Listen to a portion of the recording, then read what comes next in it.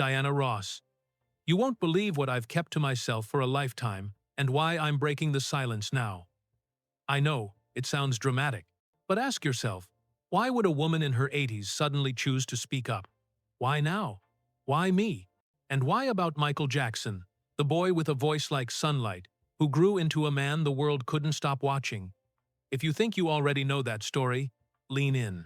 Because tonight, I'm sharing the moments no one saw, the choices no one understood, and the promises that still keep me awake. Ready? I met Michael Jackson when he was tiny in size but huge in presence. Back then, I'd just stepped out on my own. People kept calling me a queen, and all I felt was the weight of a crown I wasn't sure I could carry.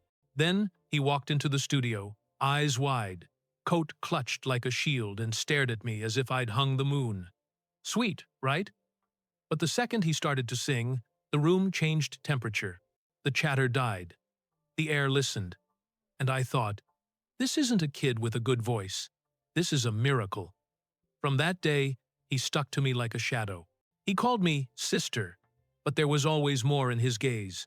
Gratitude, awe, and something deeper that neither of us could name. One night, after a show, he knocked on my door clutching a teddy bear. "It's too loud," he whispered. "I'm scared." I wrapped him up and said, "You're not alone." At the time, I thought I was soothing a child. Looking back, it felt like the beginning of a bond I didn't yet have words for. As the years passed, the shy boy grew into Michael Jackson, the phenomenon. People asked me what I saw on those stages. I saw perfection chasing peace. I saw a young man who wanted the applause and was terrified of the spotlight it came from. And between us, well, some lines began to blur. A lingering hand, a look, held a second too long. A late-night phone call where silence said more than words. Was it complicated? Of course. Was it pure? In the ways that mattered? Yes. But it was also the kind of connection that makes you question everything you thought you knew about love, duty, and the price of the light. He told the world I'd been his first love. The headlines went wild. I laughed like it was nothing. But inside, I felt the truth of it settle in. There were nights in quiet rooms when he'd play a slow melody and aim every note at me. There were rehearsals where he leaned close and murmured, "If the world can't accept this, could we love each other in the dark?" And for a long time, that's exactly what we did, choosing tenderness in the wings and pretending to be strangers when the lights came up. The higher he flew, the heavier the cost. He battled illnesses people didn't understand and didn't believe. Vitiligo stole the color from his skin, piece by piece. Lupus left him sensitive to light and exhausted in ways no fancy vitamins could fix. We talked about it in dressing rooms with bright mirrors that show everything. The blotches, the makeup, the fear. He'd hold my eyes and ask, "Do you still see me?" And I'd say, "Always." Sleep became his enemy. He'd call at impossible hours, voice shaky, terrified that if he closed his eyes he wouldn't open them again. I wish I could tell you I had the magic words. I didn't. Sometimes love isn't a cure. It's a hand you can hold while the storm rages. Then came the accusations, the trial that turned a human being into a headline. I flew in quietly, the way you do when someone you love is breaking and you can't let them shatter alone. Behind a closed door, he folded into a chair and sobbed like breath hurt. "They want to bury me," he said. And I told him, "You're still you. I believe you." The verdict came back not guilty, but the damage was done. He walked out thinner, older in the eyes. A winner who didn't feel like he'd won anything. Fame had always been expensive. After that, it felt like debt he could never pay off. Medication meant to help became its own trap. The world saw tabloid chaos. I saw a man clinging to sleep that wouldn't come, to pain relief that didn't last, to advisors who weren't always careful enough with a life that fragile. He told me music was the only thing keeping his heart beating. And when he planned that final run of shows, he called with a voice like it was 1970, all over again, bright, hopeful, young. I said yes, I'd be there. And I meant it. The 25th of June, 2009. News like a blade, the kind you feel in your bones first. He was gone at 50, my chest cracked open. If you were around then, you remember where you were. I remember the silence after the screaming, how loud it was. Grief is strange. It steals time. Some days you're fine.